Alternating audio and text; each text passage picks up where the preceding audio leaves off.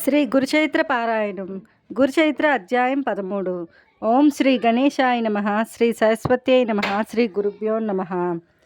ప్రస్తావన: ఈ 13, 14, 15 అధ్యాయాల్లో శ్రీగురుడు శిష్యులకు ఆశ్రమ ధర్మాలను వివరించి విధిస్తాడు. పరమ పురుషార్థ ప్రాప్తికి ధర్మం పునాది లాంటిది. అట్టి ధర్మానికి శృతి, స్మృతి, సదాచారము, ఆత్మసంతృప్తి అన్నవి 4 ప్రమాణాలు. కనుక సూక్ష్మమైన బుద్ధి మొదటి రెండింటినీ హృదయగతం చేసుకుని సందేహాస్పదమైన అంశాలలో సత్పురుషుల ఆచారాన్ని స్వీకరించాలి. ఈ మూడింటికి సమ్మతమైన ధర్మాన్ని తెలుసుకుని సత్వశుద్ధి చేత శ్రద్ధతోనూ తృప్తిగానూ ఆచరించగలగడమే 4వ ప్రమాణము. కానీ శృతులకు అర్థం చెప్పగలవారు, వాటి పరంగా స్మృతులను అన్వయించగలవారు ఎవరు? అంత నిర్దిష్టంగా వాటిని తెలిసి ఆచరించి కృతార్థత నొందిన వారే సత్పురుషులు. కనుక వారి వాక్యాలే, ఆచరణయే ప్రమాణము. కనుక ధర్మాన్ని కూడా వారి వద్దనే నేర్పాలి. అది తెలపడానికి ఈ అధ్యాయంలో శ్రీ నరసింహ సరస్వతి స్వామి స్వయంగా శిష్యులకు ఉపదేశించారు. ఆయన వల్లే ఆశ్రితులకు సర్వాపదల నుండి అభయమివ్వగలవాడే సద్గురువు. ఆయనయే 4 పురుషార్థాలకు ఉత్తమమైన మార్గం తెలపగలవాడు, ప్రసాదించగలవాడు. సన్యాస ధర్మాలను శ్రద్ధతో పరిశీలించి వాటిని ఆచరించడానికి సంసిద్ధులైన వారే తురీయ ఆశ్రమాన్ని స్వీకరించే యోగ్యులని ఈ అధ్యాయం తెలుపుతుంది. అలా సుఖదుఖాలకు లొంగక ధైర్యంతో స్వధర్మాన్ని ఆచరించగలగాలంటే కూడా సద్గురుని అనుగ్రహమే శరణ్యము. కథారంభము: శ్రీగురుని కథ శ్రద్ధగా విని పులకించిపోయిన నామదాయకుడు సిద్ధమునికి నమస్కరించి, స్వామి, శ్రీగురు చరిత్ర ఎంత విన్నా తనివి తీరడం లేదు. నా పరిస్థితి లేత పచ్చికను చవిచూచిన ఆకలిగొన్న ఆవువలే ఉన్నది. నేనెంత అల్పజ్ఞుడనో నాకు ఇప్పుడు తెలుస్తున్నది. అజ్ఞానం వలన భ్రష్టుడైన నేనే వెనుక కష్టాలు కొని తెచ్చుకున్నానని, శ్రీగురుని పక్షాన ఎట్టి లోపమూ లేదని తెలుసుకున్నాను. అజ్ఞానాంధకారంలో దారి కనిపించుకున్న నాకు జ్ఞానజ్యోతి అయిన మీరే శ్రీగురుని చూపారు. మీ రూపంలో శ్రీగురుడే నన్ను అనుగ్రహించారు. మీరు చేసిన మేలుకు నేను ఎన్నప్పటికీ మీ రుణం తీర్చుకోలేను. కల్పవృక్షానికి, చింతామణికి జ్ఞానం ఇచ్చిన వారికి ఏమి చేసి ప్రత్యుపకారం చేయగలము? మీ బోధ వల్ల నాకు సర్వార్థ సాధకమైన నిరంతర గురుస్మరణ కుదురుతుంది. దయతో అటు తర్వాత శ్రీగురుడు ఎక్కడికి వెళ్ళారో, ఏమి చేశారో సెలవీయండి అని ప్రార్థించారు. సిద్ధయోగి సంతోషంతో అతని శిరస్సును చేయి పెట్టి, నీ జన్మ ధన్యమైంది. శ్రీగురుని పాదాలు నీ హృదయంలో చోటు చేసుకున్నాయి కనుకనే ఇలా కోరగలుగుతున్నావు. ఇందువల్ల నీవు తరించడమే గాక సాటి వారిని కూడా తరింపచేయగలవు. నీవు అడుగుతూ ఉంటే మాకు కూడా ఆనందం కలుగుతున్నది అని ఆ వివరాలు ఇలా చెప్పారు. శ్రీగురుడు ప్రయాగలో ఉండగానే వారి మహిమ గురించిన ఖ్యాతి అన్ని దిక్కులా వ్యాపించి ఎందరో ఆయనకు శిష్యులయ్యారు. వారిలో ముఖ్యుడు మాధవుడు. మాధవుడు, సిద్ధుడు, బాలుడు, ఉపేంద్రుడు, జ్ఞానజ్యోతి, సదానందుడు, కృష్ణుడు అనే 7గురుము స్వామికి ముఖ్య శిష్యులము. మా అందరి పేర్లకు చివర సరస్వతి అనే బిరుదు ఉంటుంది.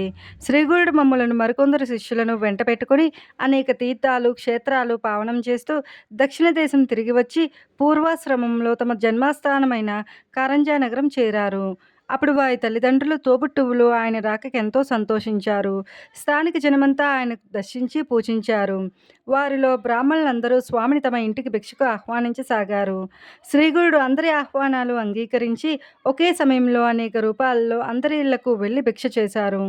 అందరూ ఆ లీలకు ఆశ్చర్యపడి ఆయన సర్వవ్యాపకుడైన భగవద్ అవతారమని గుర్తించారు.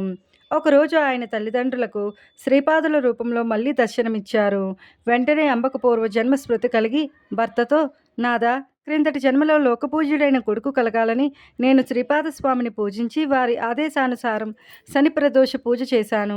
ఈ జన్మలో ఆ కోరిక నెరవేరి నా జన్మ సార్థకమైంది అని చెప్పింది.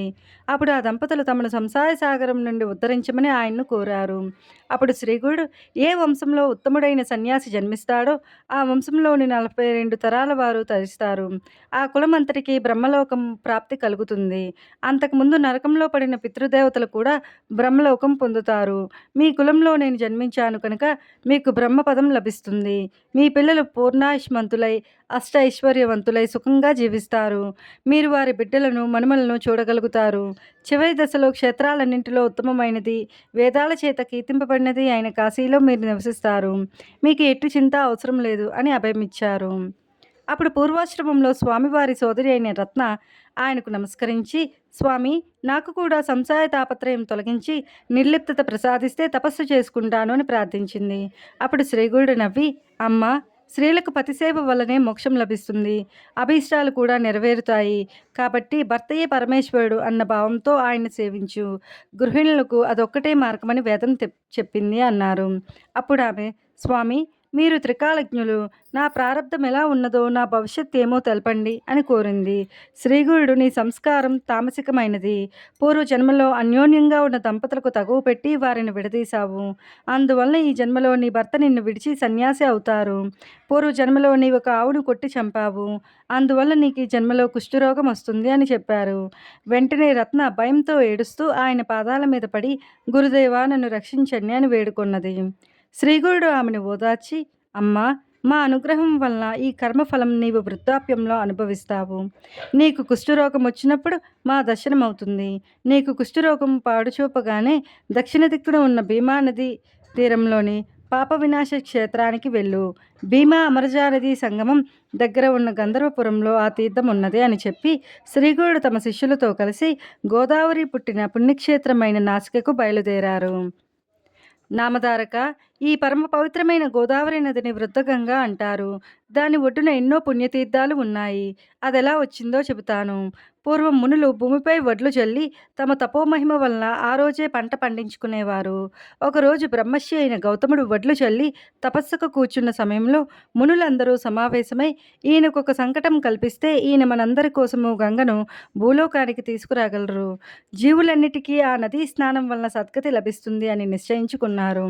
అందరూ కలిసి ఒక ఆవును దూడను దర్భలతో తయారు చేసి తమ తపశ్శక్తితో వాటికి ప్రాణం పోసి గౌతముని పంట చేనుపైకి తోలారు. అనుష్ఠానం చేసుకుంటున్న గౌతముడు ఆవును చూచి తన చేతిలోని దర్భతో దానిని అదలించాడు. వెంటనే ఆ ఆవు మరణించింది. గోహత్య చేసినందుకు ప్రాయశ్చిత్తంగా గంగానదిని భూమిపైకి రప్పించి అందులో స్నానం చేయమని మునులందరూ కోరారు. గౌతముడు అందుకు అంగీకరించి తపస్సు చేసి శంకరుని అనుగ్రహంతో గంగను భూమి మీదకు తెచ్చాడు. అందుకే దీనిని గౌతమి అంటారు. అదియే ఈ గోదావరి. ఇది కూడా గంగ ఎంతటి పవిత్రమైనది కనుకనే శ్రీగురుడు దాని పుట్టుక స్థానమైన త్రయంబకానికి వచ్చారు. తరువాత ఆయన ఆ నది యొక్క 2 తీరాలలో ఉన్న పుణ్యక్షేత్రాలను దర్శిస్తూ గోదావరి పరిక్రమం చేశారు. ఆ పర్యటనలో శ్రీగురుడు మంచరీకరమనే క్షేత్రానికి వచ్చారు. అక్కడ మాధవారణ్య స్వామి అనే ఒక సన్యాసి నరసింహావతారాన్ని పూజిస్తుండేవారు. ఒకరోజు అతనికి ధ్యానంలో తన ఇష్టదైవానికి బదులు శ్రీగురుని దర్శనమైంది. తర్వాత అతడు శ్రీగురుని దర్శించి సాష్టాంగ నమస్కారం చేసి గద్గద కంఠంతో, మీరు సాక్షాత్తు ఈ నదికి ఉత్తర తీరాన ఉన్న శ్రీ లక్ష్మీ సమేతుడైన శ్రీ నరసింహస్వామియే అన్నాడు. మా దర్శనం వల్ల నీ సేవ ఫలించింది. ఇక నుండి ఆత్మభావంతో మమ్మల్నే ధ్యానిస్తూ ఉండు అని శ్రీగురుడు తమ దివ్య దర్శనం అనుగ్రహించారు. మాధవారణ్యుడు పారవస్యంతో ఇలా స్తుతించాడు. ఓ జగద్గురు సార్వభౌమ, మీకు జయము జయము. నయనులా కనిపిస్తున్న మీరు త్రిమూర్తి స్వరూపము, లోకాలను ఉద్ధరించే జగజ్యోతి అయిన పరమపురుషులు. మీ పాదదర్శనం వలన కృతార్థుడనయ్యాను. శ్రీగురుడు మాధవారణ్య, నీకు మంత్రసిద్ధి అయి నిశ్చయమైన పద్ధతి లభించింది. నీవు నిత్యము మా స్వరూపమైన నరసింహమూర్తికి మానసిక పూజ చేశావు కనుకనే మా ప్రత్యక్ష దర్శనం లభించింది. నీకు శాశ్వత బ్రహ్మపదం లభిస్తుంది అని ఆశీర్వదించి గోదావరి పరిక్రమం కొనసాగించారు. తరువాత శ్రీగురుడు వాసర బ్రహ్మేశ్వర క్షేత్రం చేరి స్నానానికై శిష్యులతో కలిసి నది ఒడ్డుకు వచ్చారు. ఆ క్షేత్రంలో ఒక బ్రాహ్మణుడు తీవ్రమైన కడుపు నొప్పితో బాధపడుతుండేవాడు. అన్నం తింటే చాలు అతనికి ప్రాణం పోయేంత బాధ కలిగేది. ఒక మహాన్నవమి నాటికి అతడు భోజనం చేసి 1 రోజులైంది. ఆ రోజు అతడు కడుపు నిండా భోజనం చేసేసరికి విపరీతమైన కడుపు నొప్పి వచ్చింది. అన్ని జీవులకు ఆధారమైన అన్నం సరిపడకుండా వచ్చాక నేను జీవించడం కంటే మరణించడమే మేలు అనుకుంటూ అతడు ఆ రోజు గోదావరిలో పడి చావాలని నిశ్చయించుకున్నాడు. అతడు తన మెడకు ఒక బండ కట్టుకుని ఆయాసపడుతూ చివరిసారిగా శివుని స్మరించి, స్వామి, నేను పూర్వజన్మలో పేదలకు అన్నదానం చేయలేదో, అతిథులకు ధిక్కరించాను, ఈ జన్మలో భూమికి భారమయ్యాను. ఎట్టి పుణ్యము గత జన్మలో చేయనందువల్లనే కాబోలు ఈ జన్మలో కొద్దిపాటి పుణ్యఫలం కూడా అనుభవించలేదు. బ్రాహ్మణుల జీవనము పశువుల గ్రాసం అపహరించో, నమ్మిన వారికి ద్రోహం చేశానో, తల్లిదండ్రులను అవమానించానో, లేక ఎన్నో జీవులకు నివాసమైన వనానికి నిప్పు పెట్టానో, తల్లిదండ్రులను విడిచి భార్యతో కలిసి మృష్టాన్న భోజనం చేశానో, లేక వధూవరులను చంపానేమో, లేకుంటే అన్నమే గిట్టని ఈ వ్యాధి నాకెందుకు వస్తుంది? ఈశ్వరుని భక్తితో పూజించలేదో, లేక నేను సద్గురువును నిందించానేమో, లేకుంటే నన్నే దైవము ఎందుకు అనుగ్రహించదు అని పరితపించి నదిని సమీపించాడు. సరిగా సమయానికి శ్రీగుడు తమ శిష్యులతో కలిసి స్నానం చేయడానికి నది వద్దకు వచ్చారు. ఆ బ్రాహ్మణుని చూచి ఆయన అతన్ని తీసుకురమ్మని శిష్యులకు పంపారు. శిష్యులు పరుగున పోయి నీటిలో మునగబోతున్న ఆ విప్రుని బలవంతాన్ని శ్రీగుడిని వద్దకు తీసుకువచ్చారు. స్వామి అతనితో, బ్రాహ్మణుడా, ఆత్మహత్య మహాపాపమని తెలిసి కూడా నీవందుకే పాల్పడుతున్నావేమి అని అడిగారు. ఆ బ్రాహ్మణుడు, స్వామి, నన్ను ఈ విషయం అడిగి మాత్రం ప్రయోజనమేమున్నది? పక్షానికి నెలకు ఒక్కసారి భోజనం చేసినా కూడా భరించరాని బాధ కలుగుతున్నది. అన్నం తినకుండా నేను ఎలా బ్రతికేది? నేను జీవించడం వలన భూమికి భారమే గాని ప్రయోజనమేమున్నది అని చెప్పి కన్నీరు కార్చాడు. శ్రీగురుడు, నాయనా, క్షణంలో నీ బాధ పోగొట్టగల ఔషధం ఇస్తాను. భయం లేదు. ముందుగా నీవు నిర్భయంగా రుచికరమైన భోజనం చేయి అన్నారు. ఆ బ్రాహ్మణుడు ఆయనపై విశ్వాసముంచి శ్రీగురునికి నమస్కరిస్తుండగా ఆ గ్రామాధికారి కూడా వచ్చి నమస్కరించాడు. శ్రీగురుడు, నీవెవరివి, ఎక్కడ ఉంటావు అని అడిగారు.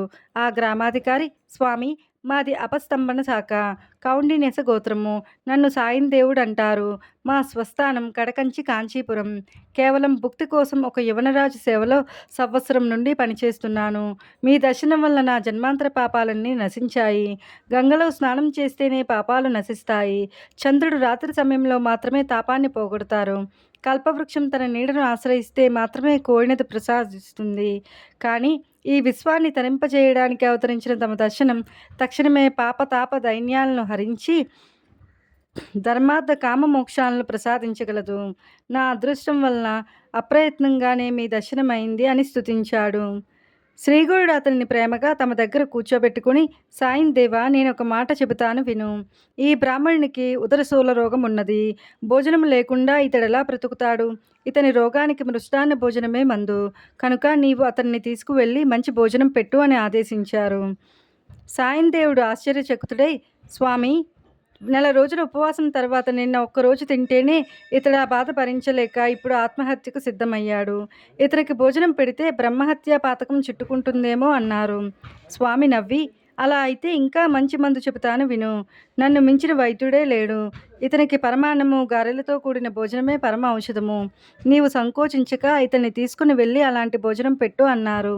సాయం దేవుడు ఆయనకు నమస్కరించి శిష్య సమేతంగా శ్రీగురుని కూడా భిక్షకు ఆహ్వానించాడు. అప్పుడు శ్రీగురునితో పాటు అందరము సాయం దేవుని ఇంటికి వెళ్ళాము. ఆ పుణ్య దంపతులు రంగవల్లులతో తీర్చిదిద్దిన మండపాల మీద చిత్రాసనాలు వేసి శ్రీగురుని, మిగిలిన అతిథులను కూర్చోబెట్టి రుద్ర సూక్తము మొదలగు మంత్రాలు చదువుతూ శ్రీగురుని సర్వోపచారాలతో పూజించారు.